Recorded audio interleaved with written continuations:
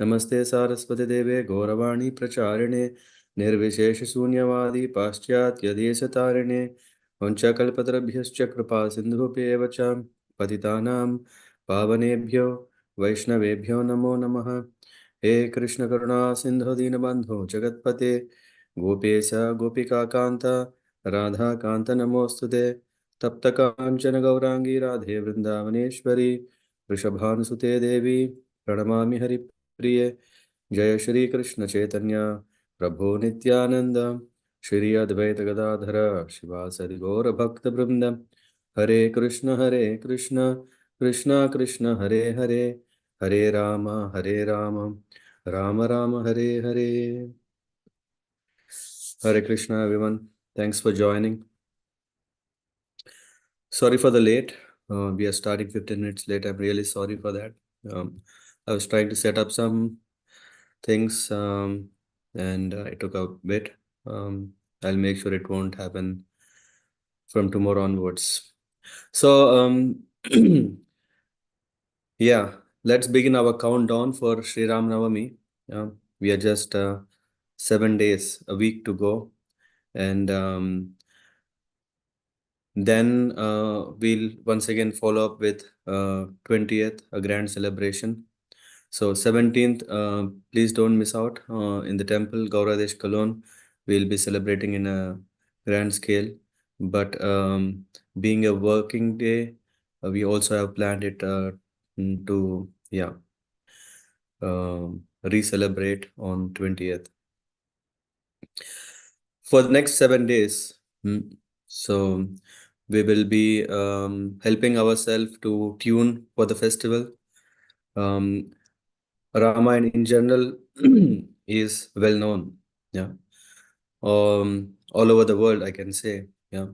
It's not just because of globalization that the glories of Lord Ram and um, his life, his teachings are touched, but yeah, recently we could witness how uh, famous is the Lord and his incarnation, his appearance, his pastimes, especially when this Ayodhya Ram Mandir inauguration happened in a very grand scale, with the whole country uh, uh, tuned towards that.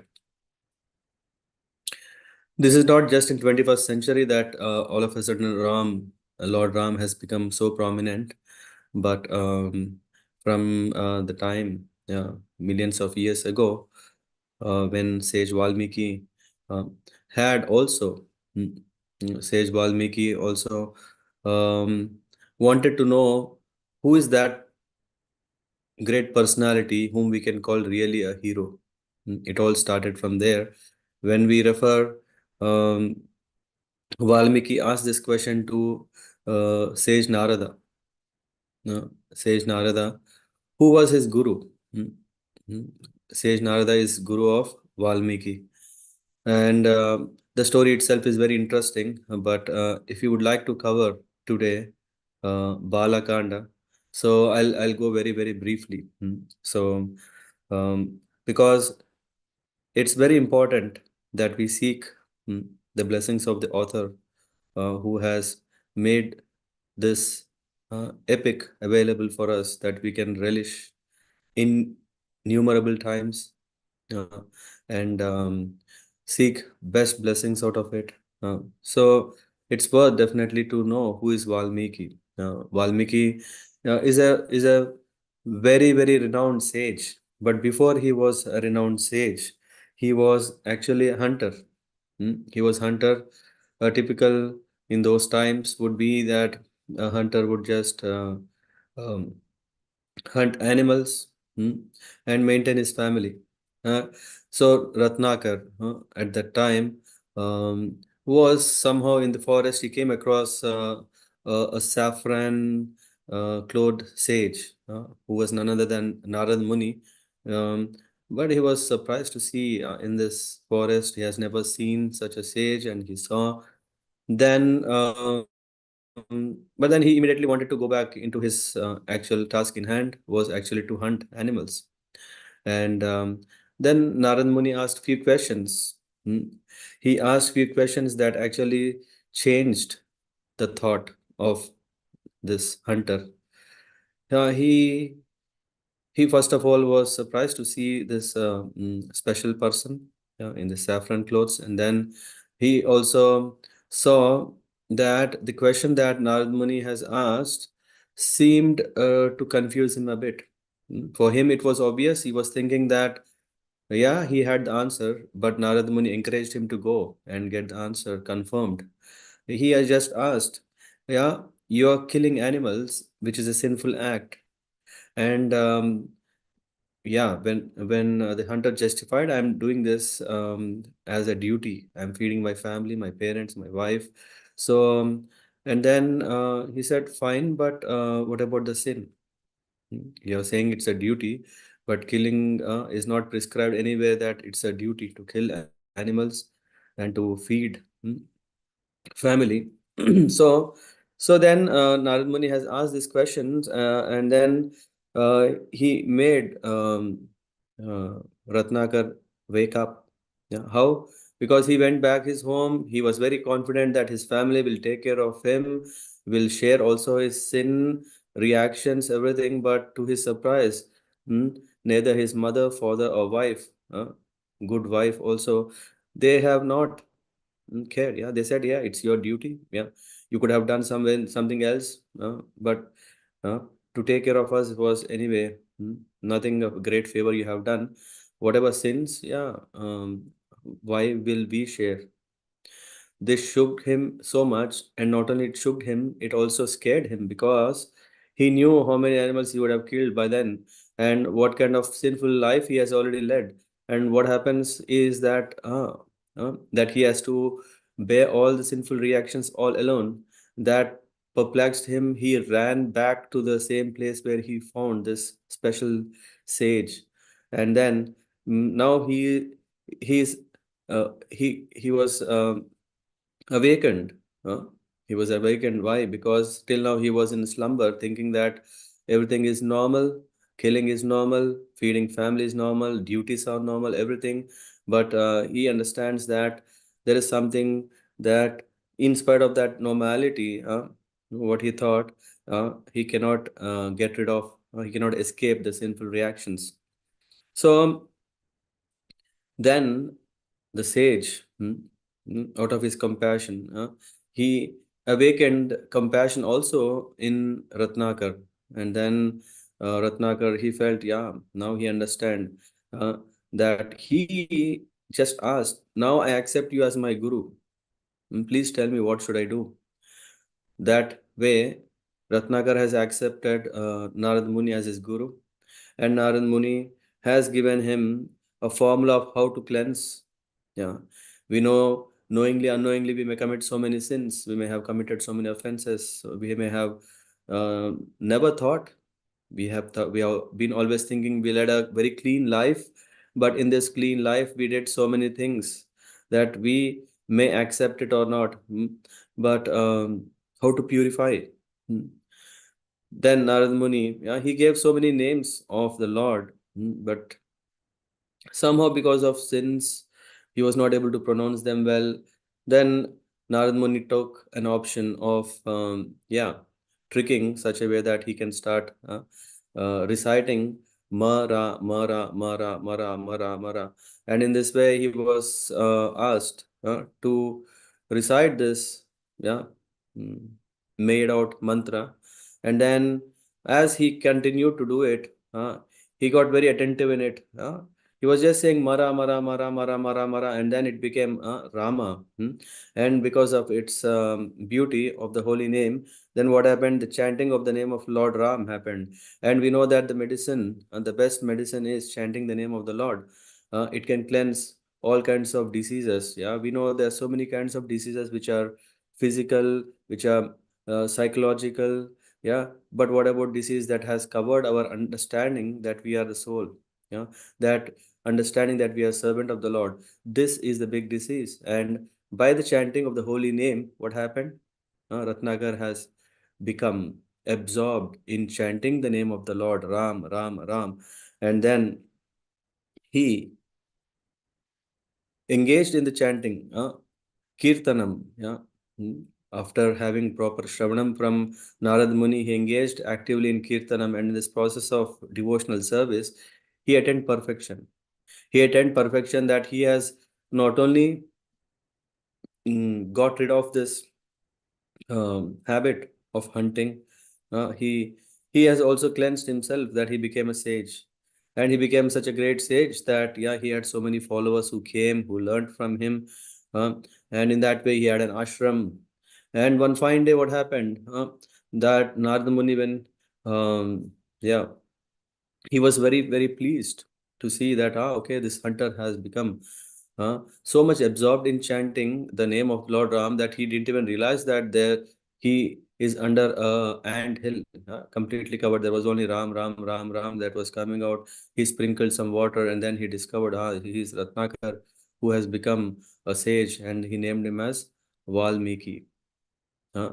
So the story goes further. It's not just okay, that is the end. That's actually the beginning of the task in hand of Valmiki. Yeah. What happened is that one fine day, when he, with his disciple, Bharadwaj, sage, they went to a river to take a bath, and he came across a site where there were crouch birds, two birds were enjoying their association.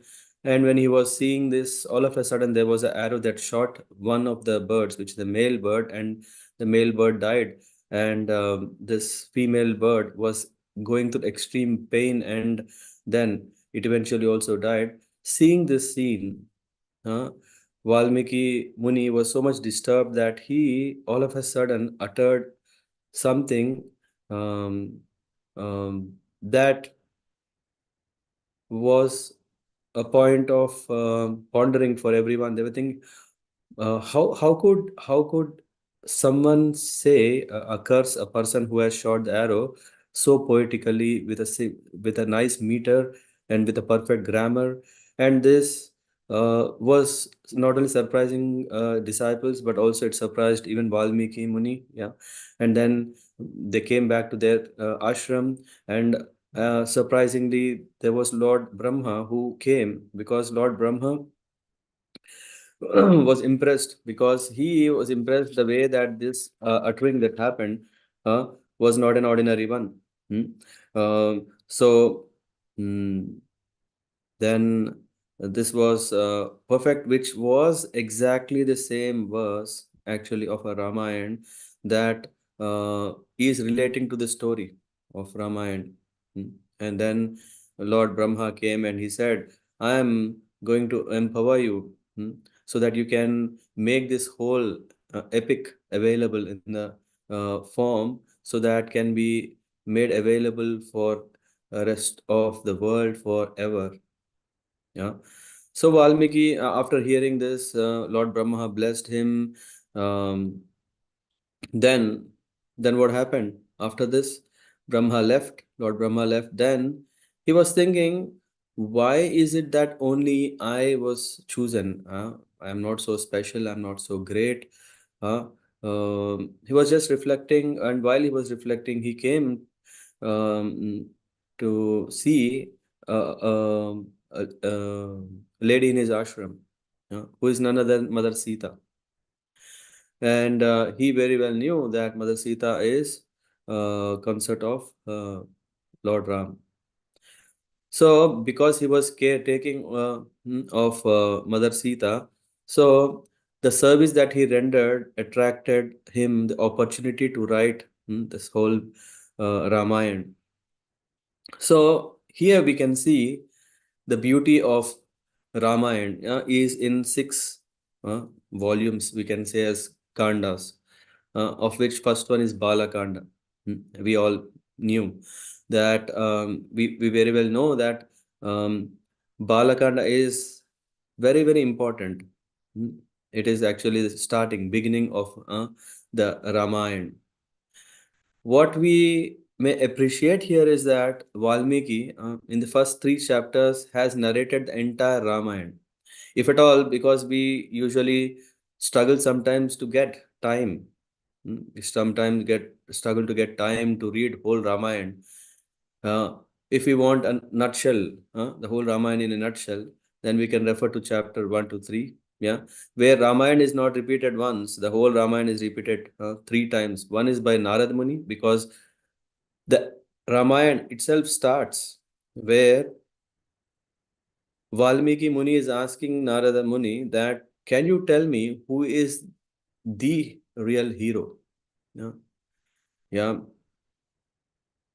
This is a very interesting question. Yeah, usually we also want to know who is our role model, so that we can follow the lifestyle, that we can apply that, and we can also become successful. So when Narad Muni was asked this question, he knew the answer, but how is it easy to say, hey, it is Lord Ram? It was very difficult for him, because not that he doesn't know the answer, he very well know it's Lord Ram. But as soon as the word that came to his mind as Ram itself made him feel so much absorbed, and then after gaining composure, then he started saying, yes, there is one personality, none other than Lord Ram, who has 24 great qualities. And then he started explaining all the qualities of the great personality, Lord Sri Ram. And along with that, he was also narrating in a very brief the story of Lord Ram, which is Ramayana. Then, when Brahma came, yeah, when he blessed that, yeah, you should write Ramayana, he also narrated uh, Ramayana in nutshell. And then, after hearing, when Valmiki Muni was assimilating himself, that he wanted to, yes, now I am blessed by two great personalities. Now I am blessed that I am having Mother Sita, yeah, blessings. So while he started preparing a timeline, yeah, what are the events, major events of Ramayana, and while he was thinking, that is also part of it. So in that way, we can see Bala Kanda is such a wonderful, that we can see Ramayana nutshell. If you want, we can refer to that. Balakanda's significance is that it starts kind of introduction to the whole epic, the whole pastime that has happened, uh, and also introduces us to the characters involved in this. And also very important, and very very important, is the appearance of Lord Ram. Yeah, it is so important. Why? Because in Bhagavad Gita, Krishna is saying that Janma karma cha me divyam evam yo veti tattvataha tyakta devam punarjanma naiti mameti. So Arjuna, it is said that when one can understand the appearance and pastimes of the Supreme Lord, hmm, tyaktva deham, so once he leaves the body, janma naiti mameti. So Arjuna, there is no birth again. Means one's life is successful just if we know the appearance, uh, how the Lord appears. When we see in Srimad Bhagavatam 10th canto, there is very nice description of how Lord Krishna appears. And in the ninth canto, there is also very very brief description of how Lord Ram appeared in the 10th chapter of ninth canto. And yeah, so in that way, when we get to know the appearance of the Lord, we can understand that the Lord is transcendental. The Lord is transcendental, which means that he is not an ordinary human. When the Lord appears as a in Earth, on the planet Earth, it doesn't mean that he becomes a human. Mhm. So to understand this mystical understanding, it's not so easy. Only a devotee can understand this. So what does it mean is to understand the glorious appearance and glorious pastimes of the Lord, one has to become a devotee. When one becomes a devotee, then what happens is that he is getting the entry pass to what? To that space where there is no return. We don't have to come back. We don't have to come back to this Dukhalayam. We don't have to come to this planet and engage ourselves in so many things that we don't sometimes like. We ourselves are fed up. We don't want them. So it is very important. And Balakanda, in this Kand, we come to see the appearance of the Lord. hmm, and it also becomes a foreshadowing. Yeah, it is going to give us some insights into what could happen next. So And the beauty of Balakanda is we will discover is, yeah, usually we think that Balakanda means it is the childhood pastimes of the Lord. But an interesting fact is in the whole Balakanda, there are only 10 verses which tell about the childhood pastimes of Lord Ram. So remaining all is um, sharing as a storyline how the Lord has hmm, um, done different leelas. Hmm? If you see in Srimad Bhagavatam 10th canto, we can see so many chapters are filled with the childhood pastimes of Krishna. Huh? In Valmiki Ramayana, why are there only 10 verses which are telling about that? Is it's very important to understand. Hmm? Every incarnation of the Lord is very special. We can't say that, okay, yeah, for example, Narasimhadeva appeared and then disappeared very quickly. Uh, but we see that Lord Ram appearance is there for very, very complete. Yeah, we can see Lord Ram appeared to do what? Yeah. The Lord appears for multiple reasons. Yeah, we'll also touch that. A few reasons why Lord appeared is like Krishna appeared, and we can see there are so many wonderful childhood pastimes from day one or even before, and his Komaram, so many pastimes are there. He has killed so many Rakshasas. Huh? When we see in case of Lord Ram, yeah, we can see his Virya, Ras, we can see, and Lord Ram uh, gives us um, how we should lead our life. That's why the Lord Ram's incarnation is called as Anushtana Pradhan. So by following in the line of Lord Ramchandra, hmm, teachings are about how to lead a perfect, dutiful life, so that we can attain perfection. We can attain perfection in devotion. We can attain perfection in our duties. uh, and Krishna's incarnation, when Lord appeared from Krishna, where we see so many wonderful pastimes, he is Anubhava Pradhan, means relation. It's all about rasa. It's about how relationships. Yeah, we see so many relationships that everyone exchange with Krishna, and so Anubhava, experience, a feeling. Uh, so that's the purpose of Lord Krishna's appearance. So in this way, we can see Lord Ram, Balakanda is so important, so helpful because it opens up us to understand uh, not just to know the childhood pastimes of the Lord, but actually to understand that the Lord has appeared hmm, hmm, um, on a request of Dashratha Maharaj. Hmm. So we enter into Balakanda actually from here where we can see that Ayodhya. We know that uh, there is Koshala. In that kingdom, there is this capital Ayodhya where King Dasharatha. King Dasharatha is very, very successful, accomplished um, king who was ruling, and that all his people are very happy. And he had in-depth knowledge of Vedas, expert in everything. I had ministers who are expert in taking care of citizens. He had a purity of mindset. Hmm? He had foresight in administration. So he had 8 ministers through whom he administered uh, kingdom perfectly. He is not just expert, but he is also very kind-hearted and very empathetic person, which means that the citizens loved uh, his king very much. Citizens were very much content. They were very happy. They were very pure also, following in the footsteps of their king, always truthful, affluent, and yeah, in that way, when he himself is leading a perfect life and his people are also leading a perfect life, isn't that so wonderful? Hmm. Uh, King Dashrath, um, the ruler in the Solar dynasty. Uh, so he uh, led a very high standard role model life, and he made sure that all his people were very happy. Hmm.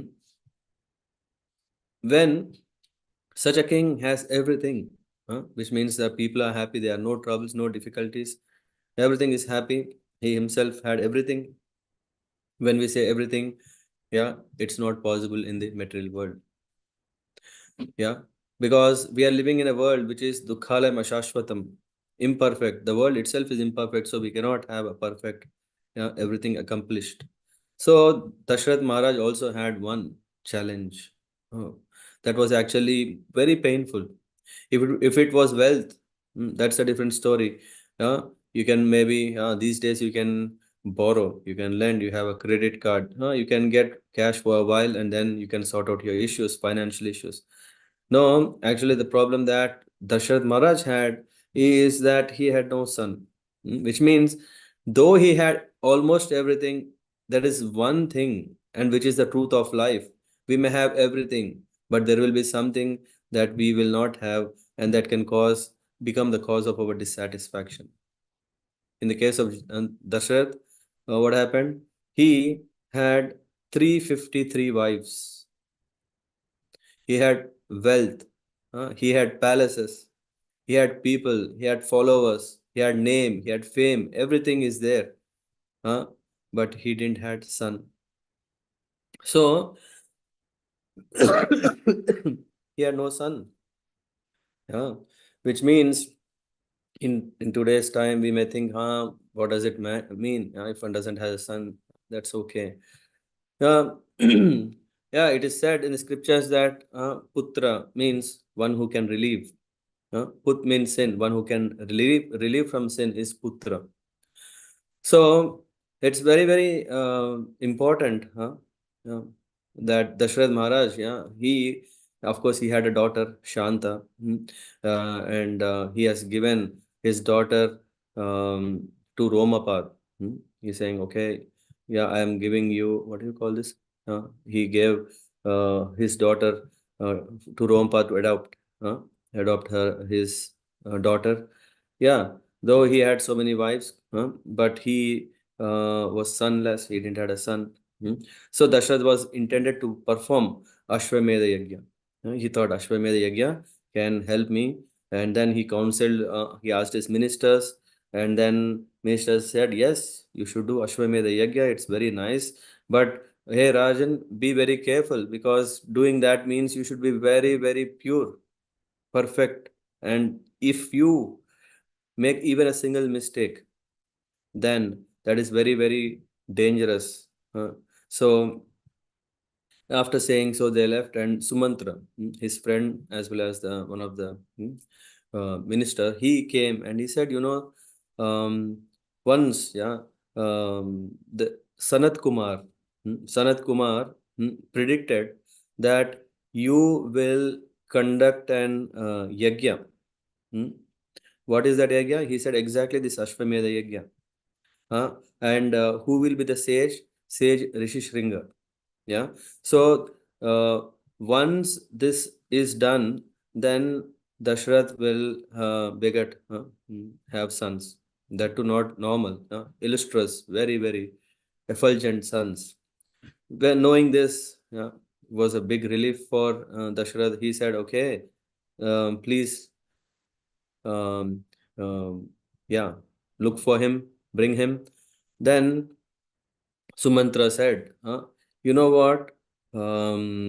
Rishi Shringa is, in fact, husband of Shanta, yeah? Your own daughter. Yeah. What Romapada, King Romapad, when he had a drought, yeah, and it was so terrible that the earth was almost cracking, almost like an elephant can go in so huge gaps at that time to relieve. He arranged such a way that um, uh, Rishi Shringa could come and do a sacrifice, and as soon as he stepped on his land, then everything became normal, and then he has given Shanta. Um in the wedding. So, in fact, this means Rishi Shringa is your son-in-law. your good friend Romapad, if you go and approach him, he will definitely oblige and he'll be very happy to send Rishi Shringa to the venue so that you can perform yajna.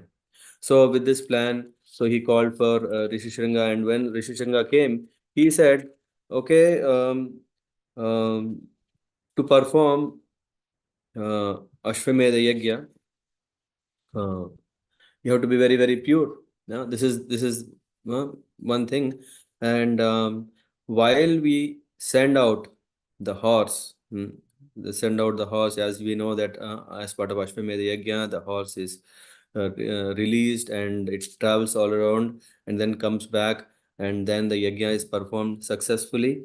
um, you should actually do Putra Kameshti Yajna. Mm. And Putra Kameshti Yajna will bless you with progeny.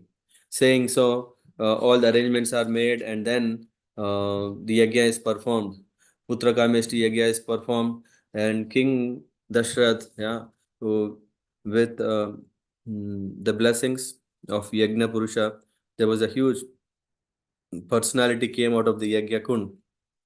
He was very tall, hair on his face, reddish face, and then he has handed over a golden, huge pot with a silver lid filled with sweet rice, and that he handed over to Dasharatha. In the end, then he asked it to give it to the most um, qualified queens. Hmm, who can really bear this good progeny. So then King Dashratha has handed over this sweet rice, payasa. He divided it into two halves. One half he gave to Kausalya, the remaining half, what he did is he divided that further, and one portion he gave to Sumitra, and the remaining half, yeah, he divided that again, gave one portion to Kaikeyi, and the remaining half, yeah, which is the last part, is also given to Sumitra.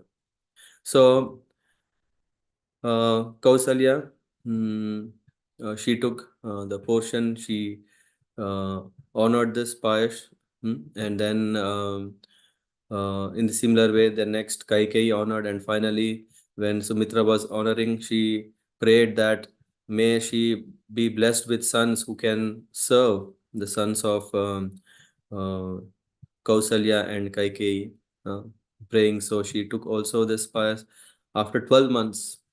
After 12 months, yeah, usually we see that, yeah, um, pregnancy is for 9 months, but here we see that, okay, after 12 months, then the queen star delivered wonderful, illustrious sons. First, it was Kausalya on the Navami of Chaitra Mas in the noon time, Punarvasu Nakshatra. At that time, she has delivered son. And just knowing this news, Dashrath became so overwhelmingly happy. He was very, very, very happy. And then he uh, came, he visited. His happiness had no bounds. And when this news came to Sumitra and Kaikeyi, they were also extremely happy, and they came, saw Lord Ram, and were very, very happy. Next day, mm, next day, Kaikeyi delivered uh, Bharat, mm, and yeah, then followed by Sumitra delivering twins. Mm. So in that way, though Dashrath was feeling dissatisfied that he didn't had son, but here we see that Lord has appeared in the house of Dashrath in four in his full expansions, because just like a king never goes alone; he goes with his entourage. Similarly, when Lord Ram when Lord Vishnu appeared in form of Lord Ram, he didn't go alone. He came with his expansions. We see Chakra. We see what is that? Shankha, mm, and Ananta. So in that way, the Lord's entourage also came. uh, in that way, the four sons of Dashrath uh, filled the whole Ayodhya in bliss. Everyone was so jubilant. Everyone was so jubilant that Dashrath became so happy that he stopped collecting taxes. He released the thieves. He prayed for arranged feasts, many feasts along the whole path of city of Ayodhya. In that way, everything was so jubilant. Everyone was so happy that uh, the Lord, uh, I mean, has appeared. Because of this, all the devatas showered flowers. Gandharvas, Kinnaras, Kimpurushas sang the glories. Yeah, it was very nice. It was very nice, and then. Um, um, when the day came after the 11th day, Vashishta Muni who came, their guru, hmm, Raja Guru, he came, and the time came, name giving, Namakarana Sanskar was performed. As soon as the eldest son was seen, um, Vashishta Muni experienced great pleasure within, and he immediately named him as Ram, the reservoir of unlimited pleasure. Hmm. So uh, then the next, he named the second son as Bharata. Bharata. Why? Because Vashishtamuni saw what would happen in future is that he would be withholding loads of heavy burden on him. Yeah, this we also will know later when we come to Ayodhya Kand later, and even Aranya Kand later we can see how this comes true. Then he has named Lakshmana, Lakshmi Sampanna, Iha Para. He said that this boy is hmm, rich, very rich. Yeah, Lakshmi Sampanna, complete, full of wealth. What kind of wealth? uh, that he is not going to miss even a moment. He will not be in separation with Lord.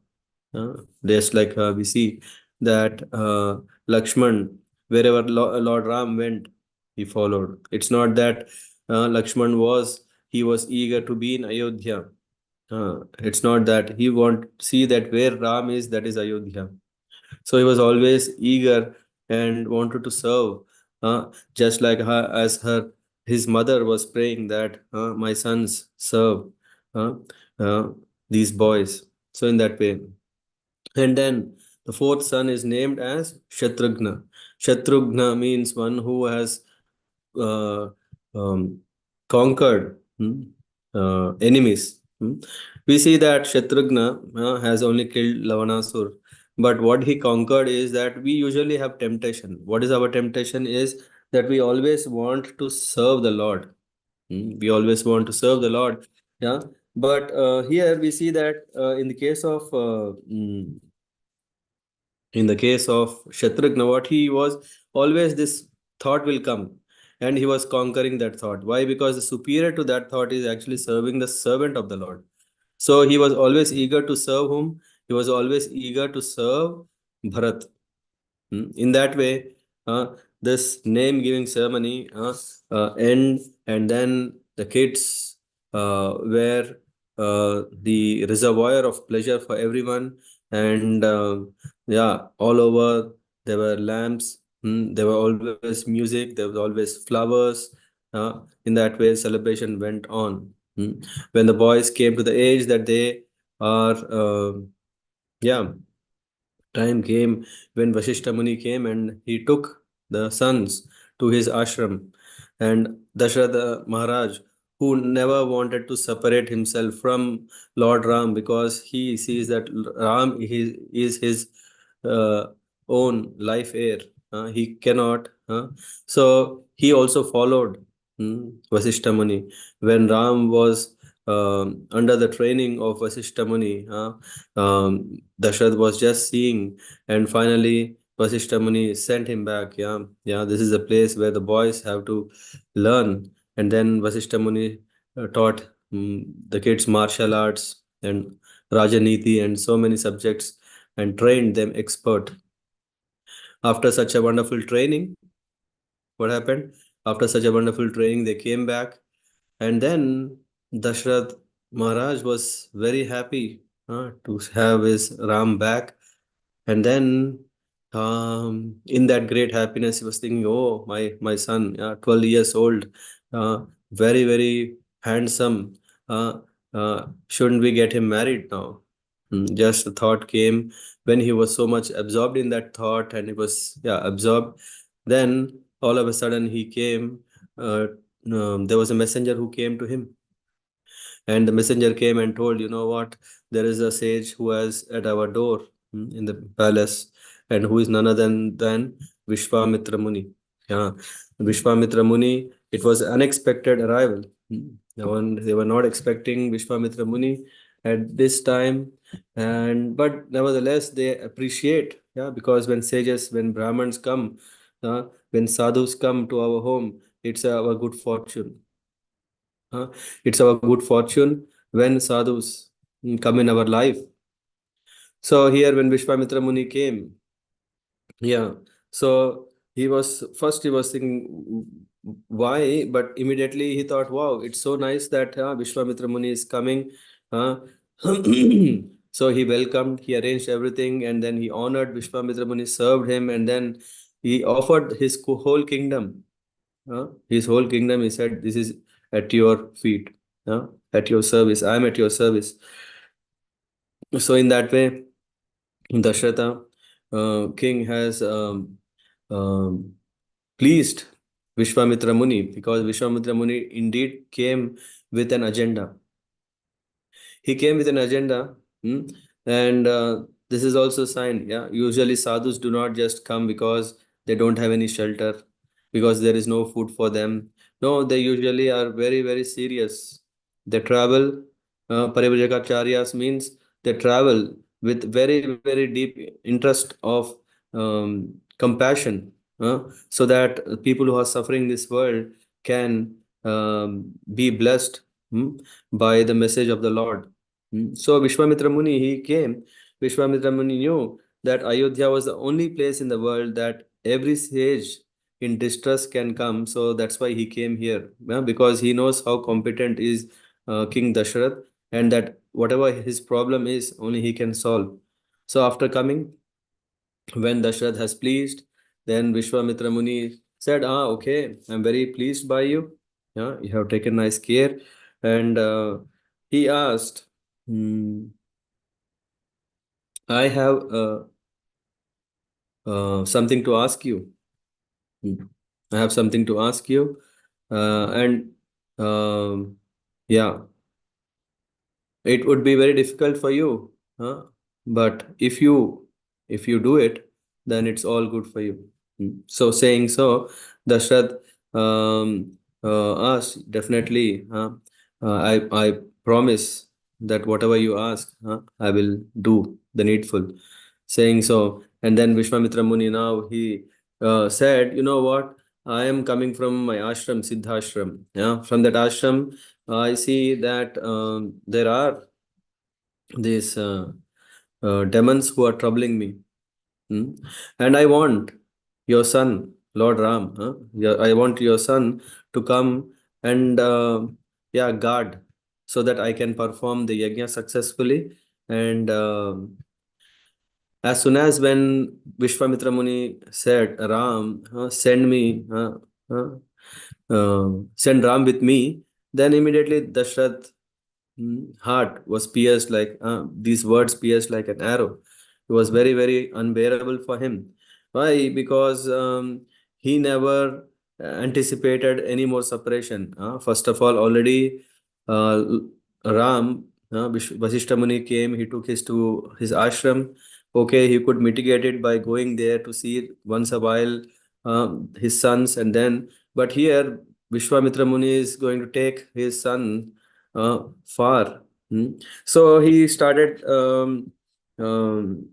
saying, what is the main job? If it is about protection, I will personally come and guard. Yeah. First he said I can send army. Then he said I can also guard. In that way, he tried to accommodate such a way that Vishwamitra Muni doesn't get dissatisfied, displeased. So, but he said, Vishwamitra Muni said that, but these two demons are troublemakers. The disturbance actually abandoned me to continue my yajna, and for protection I have come here. And this yajna is for the welfare of everyone, which means if your son is protecting, it's a great service to everyone. He assured Dashrath that Ram was completely capable of destroying all the demons. Hmm. In spite of that, Dashrath was still worried. Then Vishwamitra reminded Dashrath that he had promised that he would fulfill his word, keep up his word. Uh, so, in that way, Vishwamitra Muni has tried Vishwamitra's words. Uh, mm, what actually has pierced the heart of Dashrath, and it was very, very unbearable. And he was trying to give justifications. You know what? He is just a boy. Huh? He's not even 16 years. He's just 12. 12 years means he's a boy. He, you know what? Ram, as soon as it's sunset, he sleeps. Hmm. Forget about guarding. You need someone to guard, but this I know. This hmm, Ram, he just sleeps once it's night, and then he's very, very tender. His eyes are so soft, lotus eyed, Rajiva Lochana. We say are so tender that automatically, as soon as how just the lotus will close in the sunset, similarly his eyes gets closed. So if he could barely remain awake, then he can actually protect. So rather, I would come with all my forces, and then I will protect. And in that way, he started giving all justifications. But Vishwamitra Muni became more and more angry. He became so enraged that this king, coming from the solar dynasty, how could he that do all this? He is not able to keep up his word. So, um, Vishwamitra viewed Ram.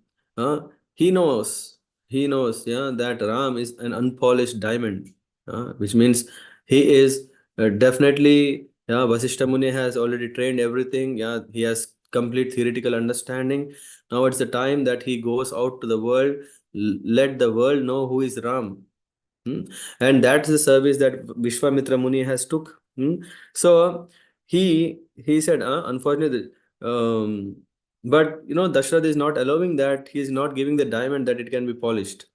So Vishwamitra had confidence that Ram could become a role model for the society if he is thoroughly polished. He becomes very famous. So that's the purpose. And Dashrath was not in a position to accept this offer Ram to Vishwamitra. And Vishwamitra Muni became very angry. He was about to leave, but just while leaving, he just winked eye on Vasishtha Muni. And then Vasishtha Muni, um, yeah, he took charge of the situation. He understands that, whoa, this has become very quickly, it may even go out of hand. So immediately went to Dashrath and he said, you know what, Vishwamitra Muni, who is he? He's not an ordinary person. Why are you so much worried? I know you're a father, you have all feelings to your son, care and fear and all. But you know who is Vishwamitra Muni? He is not an ordinary person. He is a reservoir. He has access to all kinds of missiles. He has access to all kinds of weapons. And which means, do you think that he can't protect your sons? If a time comes, if a need is there, then he will definitely protect. Not only protection, under his um, guidance, your sons will will learn many more things. They will become complete warriors. They will be equipped with many, many powers. And in this way, by sending Ram with Vishwamitra Muni, there is only good. There is nothing wrong. So in that way, Vasishtha Muni has convinced Dashrath, and then Dashrath said, okay, I'll send Ram, but I'll also send Lakshman because they are never separated. So then in that with heavy heart, hmm, um, Dashrath hands over Ram and Lakshman to Vishwamitra Muni. Hmm. And this is what we can again see that they have left Ayodhya. Hmm. It's not that, okay, only after Kaikeyi has asked for the boons that made Ram to leave for 14 years. No, we can see here Ram already left Ayodhya, but here he left with Vishwamitra Muni, and Vishwamitra Muni took him. Vishwamitra Muni, all while walking along Sarayu River, Ganges, he told so many things, and then he has given wonderful power to Lord Ram, um, called Jaya and Samharaka. So these are two missiles that are very, very powerful, which have a set of missiles that can kill, that can create so many weapons. Mm. It's a factory that one can create a weapons from these two powers. That's what Vishwamitra Muni gave to Lord Ram. And he also gave Bala and Ati Bala. And he also gave powers through which one can uh, win over hunger and thirst. So in that way, um, Vishwamitra Muni bestowed so many wonderful powers to Ram and Lakshman. To Ram, basically, and Ram has given to Lakshman. Uh, so then going further in the forest, um, he came finally to a place where there is this forest. The forest was, uh, yeah, very mystic. Was there is not a single uh, leaf. Hmm? There is no life on the in the forest, very deserted. Then Lord Ram asked, "What is this place? Looks very different." And then Vishwamitra Muni explained that this is a place where uh, a demoness called Tataka lives, and then you need to actually kill. You need to actually uh, kill this Tataka. While they were walking, hmm, while they were walking, then Tataka, who is the wife of Sunda. Sunda is the demon who is killed by Agastya Muni because he was creating all kinds of disturbances, and Agastya has simply burnt Sunda into ashes. And this made Tataka very disturbed, and she made this forest becoming very, uh, deserted. And Tataka's sons, Marich and Subahu, they went to a place far away where they found an uncle, Sumali, who is the grandfather of Ravana. Hmm. So in that way, Tataka is here, who is creating all disturbances, all inconveniences, so that this place, no human, no animal, uh, ever want to come here. So Vishwamitra Muni asked Ram to kill this demoness. And when Ram was in a fix, he was thinking, what? Huh? To kill Tataka? Tataka is a woman. He was thinking to himself, how can he kill a woman?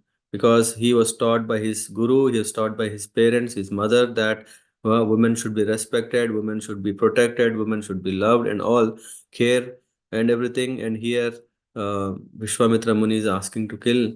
Um, then, when he was thinking so, this Tataka came towards Ram and Lakshman.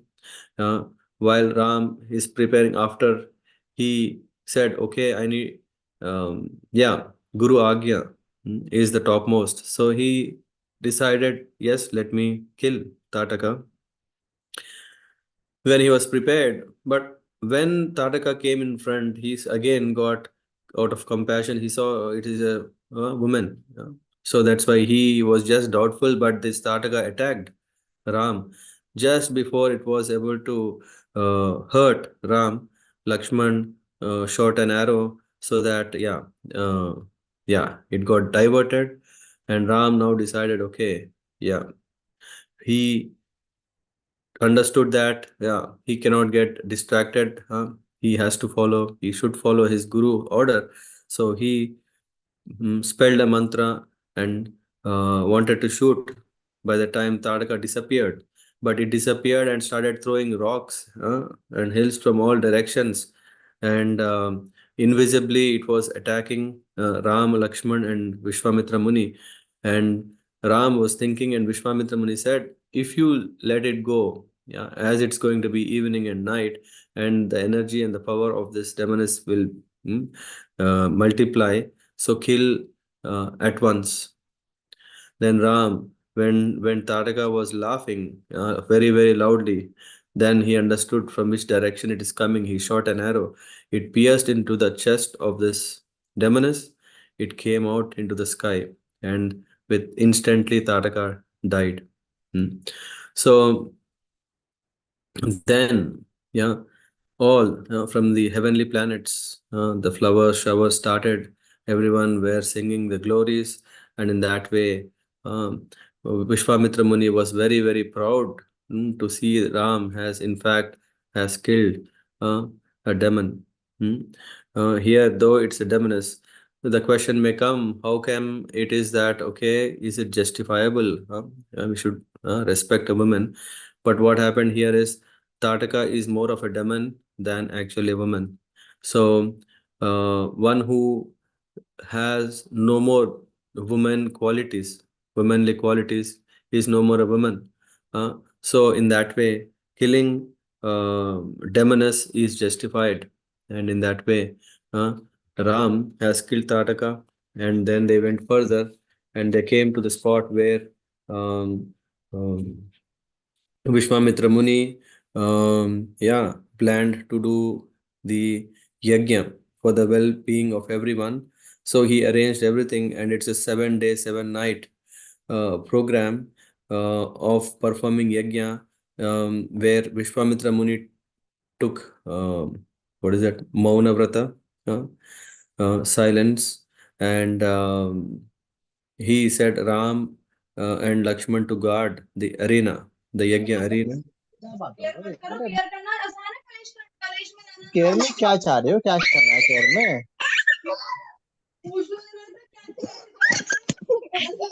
Let me- Okay. So, where was, so Siddhashram, in the Siddhashram, the Siddhashram itself is also, why the name came is also very unique, very special. But so Lord Ram and Lakshman, they were very carefully guarding, not even blinking the eye, always looking if there are any demons that going to come and disturb the yajna that his guru, their guru is performing. And on the seventh day, when almost things are done, when the yajna is done, Purnahuti is going to happen.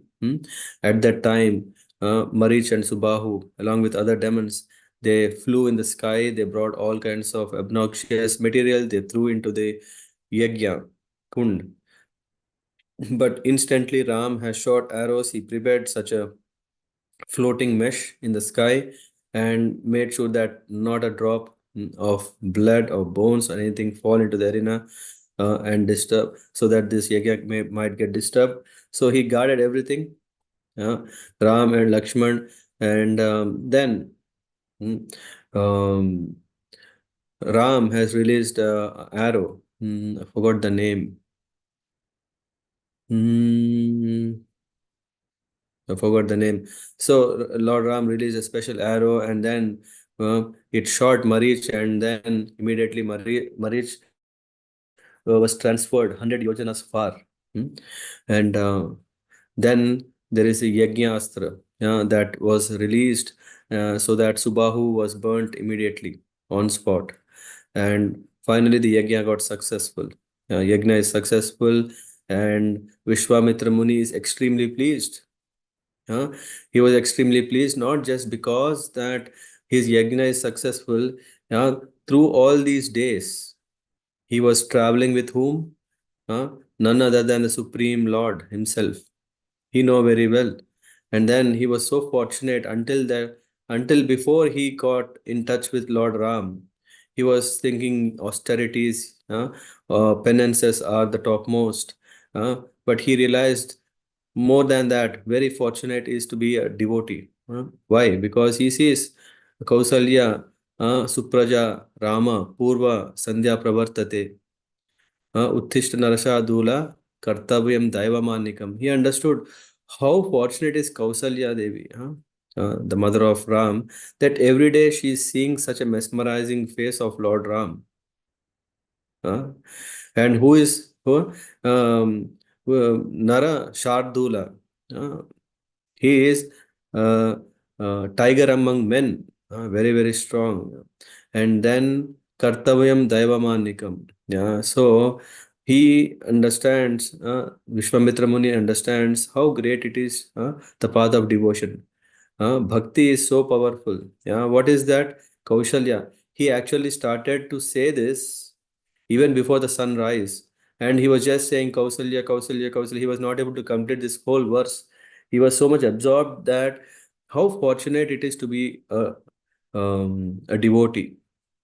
It is even Acharya says that Bala Kanda, what we may usually think is that Balakanda means the part of Ramayana where it is all about the childhood pastimes. As I said, it's only 10 verses about the childhood of Lord Ram and other brothers. But actually here we see that it is Vishwamitra who is the Bala here. What is a Bala means? A child. A child matures. uh, a child usually, this is what happens. Yeah, there is a whole uh, arc of how one is born, then he is maturing physically, he is evolving, understanding everything, and executing, attaining perfection. So Vishwamitra Muni, who had an impersonal understanding, he got matured to understand that bhakti is the topmost. So who is the Bala here? Who is the child? It's actually Vishwamitra Muni. And this Balakand is about whom? It's actually about Vishwamitra Muni. So we cannot undermine the importance of Vishwamitra Muni in the Balakanda. So after the Siddhashram event, the yajna is successful. Everyone sight was on the yajna that is going to perform in Mithila. The yajna in Mithila is very, very special. Why? Because in this, the highlight is the exhibition of Shaiva Japa, the bow that is from Lord Shiva. Once there were two arrows, sorry, two bows that are made. Two bows. Vishwakarma has made two bows. One is given to Lord Vishnu and one is given to Lord Shiva. And these bows are so special that the devatas were thinking, hey, which bow is very powerful? Which bow is more powerful? They just wanted, out of the excitement, they started saying, hey, let's see which one is strong. And they said, they went to Lord Brahma and asked, can you please ask Shiva, can you put a contest between Lord Shiva and Lord Vishnu? Let them fight with these arrows and we'll know which one is strong. Yeah, Lord Brahma was already thinking, oh, it's going to be a disaster. But yeah, out of the plea of the Devatas, they arranged a contest, and when Lord Shiva and Lord Vishnu, they both became quite excited. Then they became, no one want to lose. They were shooting very aggressive. Duel was going on, and then the Devatas quickly understood, oh, it's going to cause um, disturbance to the entire world. They immediately asked them to pacify, and then they have handed over this. Lord Shiva has handed over this bow um, to yeah, he has used this bow also later, yeah, in the Daksha, when he has insulted, he used that, and later it came in the hands of the ancestors of Janaka Maharaj, yeah, to Devavrata, and then the Vishnu Chapam that came in the hands of Richika's son, then to Jamadagni, and from Jamadagni to Parashuram. So in that way, this both divine bows ended up one with Parashuram, one in Janaka Maharaj palace. So it has such a great history, not an ordinary, which means everyone is eager to see. And this yajna, when Janaka Maharaj is going to perform, this will be the highlight that everyone can see and take blessings. So, knowing this, all the sages in Vishwamitra Muni's disciples of Vishwamitra Muni, they wanted to see, and Vishwamitra Muni also thought this is an opportunity where Ram, yeah, um, can be taken. So, in that way, um Vishwamitra Muni, along with Ram, Lakshman, and all the sages, yeah, all the rishis, they went. While they were going, they came across an ashram, and this ashram is a place where Ahalya, in the form of a small stone, she was living there. Uh, why? Because of the curse that her own husband has given on her. Why? Because she has committed sin. Yeah. The story goes like this, that Ahalya, she is the daughter of whom? She is the daughter of Lord Brahma. Lord Brahma, out of his imagination, manifested Ahalya, a very beautiful damsel. She's so beautiful that even Lord Brahma himself thought, can I ever create such a beautiful person again? And because she's so beautiful, he wanted to have a son-in-law who is very, very capable. Obvious, right? So in that way, what happened? Janaka Maharaj, he has oh no, not Janaka. Uh, Lord Brahma. Yeah? Lord Brahma said, I'm going to give my daughter to one who can who can make a fastest round around the world. Whoever comes first, going round the world, I am going to give my daughter to him. Indra, King Indra, because Ahalya is so beautiful. Everyone, I was on her. Indra was not exception. He was so much attracted. He was so much attracted to her beauty. He also was in the race. He also was hurrying up to go around the globe and come back and want to take hand of Ahalya. And in this race was also Gautama Rishi. Gautam Rishi is very, very smart. Yeah, being a Brahmin, he knows some shortcuts. What he did is he just circumambulated a cow. And in the scriptures, it is said that if one circumambulates even one round around a cow, then it's equivalent to going around the whole globe. So in that way, Gautam Rishi, he didn't cheat, but he actually smartly won the contest. And Brahma was pleased, and he has given Ahalya in the hands of Gautama Rishi. So they came here in this ashram, they were living happily, a disciplined life, focused on attaining enlightenment, perfection. Ahalya, yeah. And then while this was going on, Indra was still disturbed. He was so disturbed by the beauty of Ahalya that he couldn't be in his own control. And one fine day, he thought, okay, let me devise some way so that I can enjoy the beauty of Ahalya. So he came. What did he did do is he tricked Gautama Rishi by what is it, cocking, making cocking sounds. And then Gautama Rishi thought, oh, it's already morning, dawn, and then he left to take bath. And then he morphed himself. Indra morphed, disguised himself as Gautama Rishi, entered the ashram, and then he desired, he asked Ahalya to enjoy. Ahalya immediately was thinking, oh, this cannot be my husband.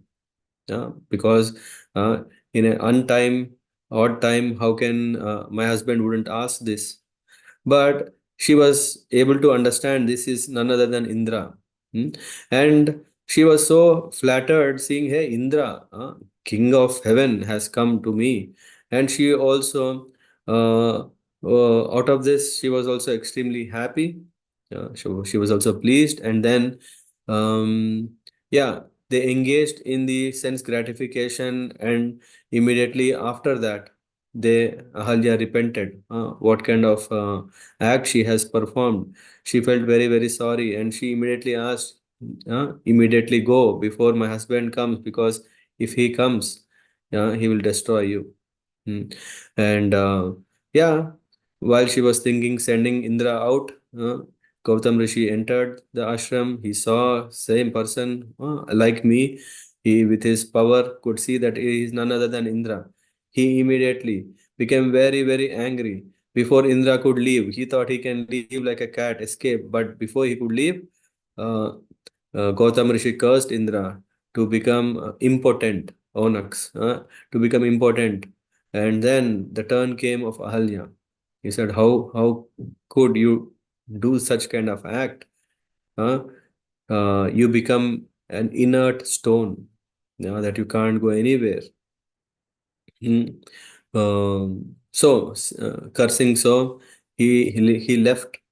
But before leaving, sorry, before leaving, Ahalya, out of repentance, she asked forgiveness, and if he can, yeah, minimize the curse upon her, he said, yeah, one fine day when Ram comes, when he touches you, then you can restore your form, and then I'll come, you can join me. So this is what Vishwamitra Muni was explaining, and then all this was being explained. They were just standing at the rock, and Vishwamitra Muni said, "Touch this rock so that you can relieve Ahalya." All these years, Ahalya, what she was doing, she was repenting, out of repenting with the tears. She was so much purifying her heart. And not only that, that tears were purifying, but actually she was all the time chanting the name of Ram, Ram, Ram, Ram, until, yeah, Lord Ram himself touched, so that she got relieved. She felt extremely happy. Yeah. Uh, she doesn't know how she can express gratitude. She is so much indebted. And after this, Gautama Rishi came. He also Hmm. Seek the blessings of Ram, and they both left. So in that way, Ahalya, she got relieved. Then came the exciting part. The exciting part is what? Actually, visit of Mithila. Hmm. Now to see, to get to come to the palace of Janaka Maharaj. When Ram, Lakshman, Vishwamitra Muni were walking, they somehow came across the palace window where actually Sita was there. Sita Maharani, she was seeing, and Ram saw Sita, and Sita saw Ram. This was the first sight. They saw each other, and they got lost in it. They forgot everything, absorbed completely. And later, when Janak Maharaj was welcoming Vishwamitra Muni, and Janak Maharaj also saw these young boys, he was also mesmerized to see who is this beautiful, handsome prince. When Vishwamitra Muni said, they are none other than sons of Dashrath Maharaj, he was very, very happy, because Dashrath Maharaj, when he was doing Putra Kameshti, he also sent an invitation to join. So then, hmm, then Vishwamitra Muni said, yeah, the purpose of us coming here is that, yeah, our boys wanted to see this exciting Shiva Dhanush, Shiva Japam. And then Dashrath, sorry, Janak Maharaj was explaining. He was explaining all about this. Um, this bow is not an ordinary. And when Vishwamitra Muni said, "Our boys are excited to see," he called for it. He asked his people to bring it, and yeah, with a great labor, this bow was brought, and he was, while this was happening, Janak Maharaj was very much, feeling very, very sad, scared. Why? Because he had took a vow. He said, yeah, this is such a wonderful bow. And he said, I want to give my daughter only to one who can lift it, string it. Hmm? Only he, I understand, is very capable to get to take hands of my daughter Sita. Why? Because once when Sita was child, when a flower ball went underneath this bow, she very easily lifted with the left hand, kept it back, took the flower ball, and that day he thought, yes, when she, hello. Are you there? That time Janak Maharaj took this vow. And then you know what? As soon as people heard about this, as soon as the people know the beauty of Sita, everyone, so many Gandharvas came, Yakshas came, even people from different far out places, they came. They tried to lift it. They could not lift it. And finally, they said, Janak, you are teasing us. Huh? Even Lord Shiva cannot lift this. And you are just telling that, okay, I think you're tricking and making fun of us. So they all attacked him. And then the Devatas came to protect, and then Janak Maharaj could, mm, save himself and his people. But this still remained. There is no one who came who could lift this bow. And now, while Vishwamitra Muni, when he was explaining all this, Janak Maharaj was thinking, having a hope. If at all someone can lift this bow, it could be this young boy. This only he can do. But he was also scared. If at all, if this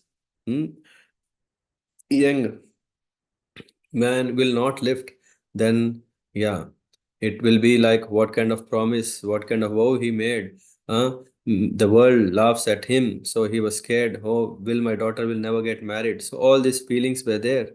While all these feelings were there, Vishwamitra Muni asked, hmm, yeah, to venture in this adventure by lifting this bow. Ram, who understood everything, then his focus was on what? Was it on the bow? No, it was on Sita. Yeah, when he saw first time, that is what is all reflecting in his mind, and he has a task at hand. What is it? To lift this and then tie and then take care of things from there later on. So he went to the bow, circumambulated this bow because it is not an ordinary man-made ordinary bow, but it is the bow from Lord Shiva, circumambulated. And then he saw Vishwamitra Muni once again. And then when Vishwamitra Muni has given permission, then what he did? He lifted. Everyone was shocked. There was till now no one who could even budge it, even an inch. No one could even lift even an inch. Where Ram lifted it very swiftly with his hand, he found where is the string and he started trying the string. And while he was doing that, this bow broke. The sound was so loud that the three worlds heard it.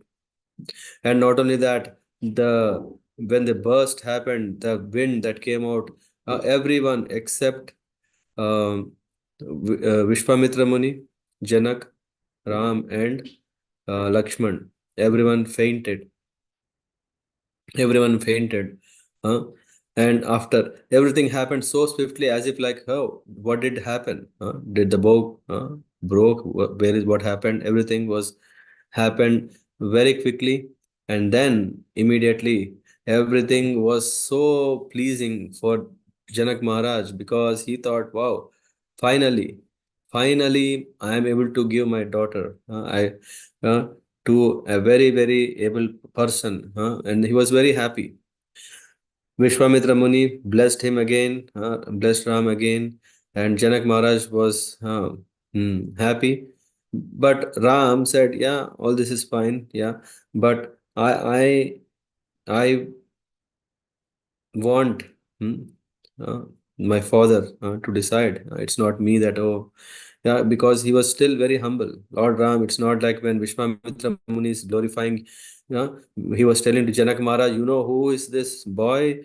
He is not ordinary. He has killed Tataka. You know who is this? He's not ordinary. He has killed Subahu. He has made the yajna successful. You know who is he? He's not ordinary. He is relieved Ahalya. Huh? And when he was telling, there was Shatanand, who is the son of Ahalya and Gautam Rishi, who is the Raja Purohit of Janak Maharaj. He was extremely grateful. All these glorifications, Ram was still very humble. He didn't feel that he is so great. He just said, if this is the wish of my father, then I can accept whatever. Yeah? So in that way, then Janak Maharaj arranged a big procession of so many valuable ornaments, everything to Ayodhya. And then he said, what has happened? Janak Maharaj happiness found no bounds. He, along with all the queens, everyone, they themselves brought again so many ornaments in as a return gifts. They brought everything, they arranged everything. They were very happy for the marriage of wedding of um, Ram and Sita. When this all was happening, then the next proposal came. The proposal was, um, yeah, the wedding of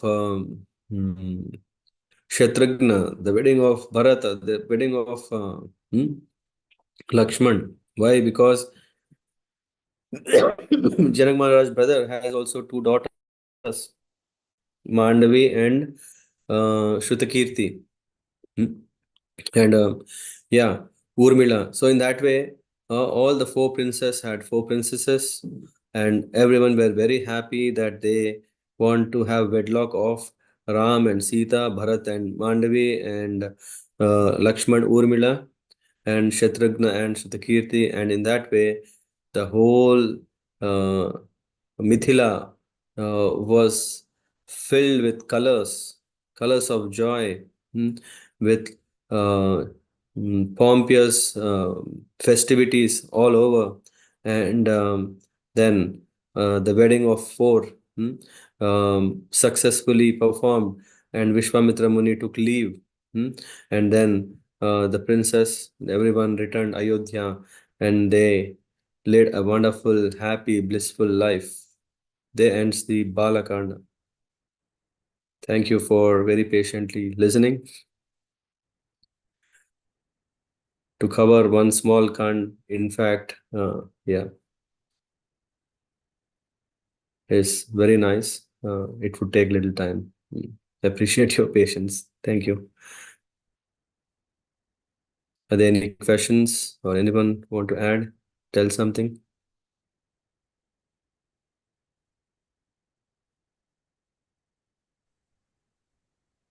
Hare Krishna, Prabhuji.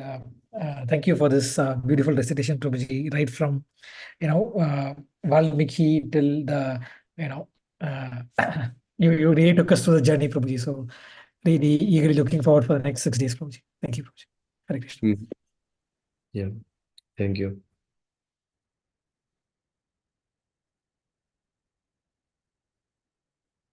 Okay, then wish you a very nice evening. Thank you very much for joining. I will see that we start tomorrow in time, and then hopefully finish also in time. Yeah, tomorrow, one of the big is the Ayodhya Kand. Balakand is all about festival celebrations, everything. Ayodhya Kanda, prepare yourself to be a little heavy heart. It will be a lot of flavors as part of it, a lot of interesting pastimes. Yeah, Hare Krishna. Thank you. पंचाकल्पतरुभ्यश्च कृपा सिन्धुभ्यः च पतितानां पावनेभ्यो वैष्णवेभ्यो नमो नमः। श्रील प्रभुपाद की जय। हरे Krishna. Thank you, Prabhuji. Hare Krishna. Thank you very much, Prabhuji. Hare Krishna. Thank you, Prabhuji. Hare Krishna. Hare Krishna. Thank you, Hare Krishna. Hare Krishna, Prabhupada. Hare Krishna.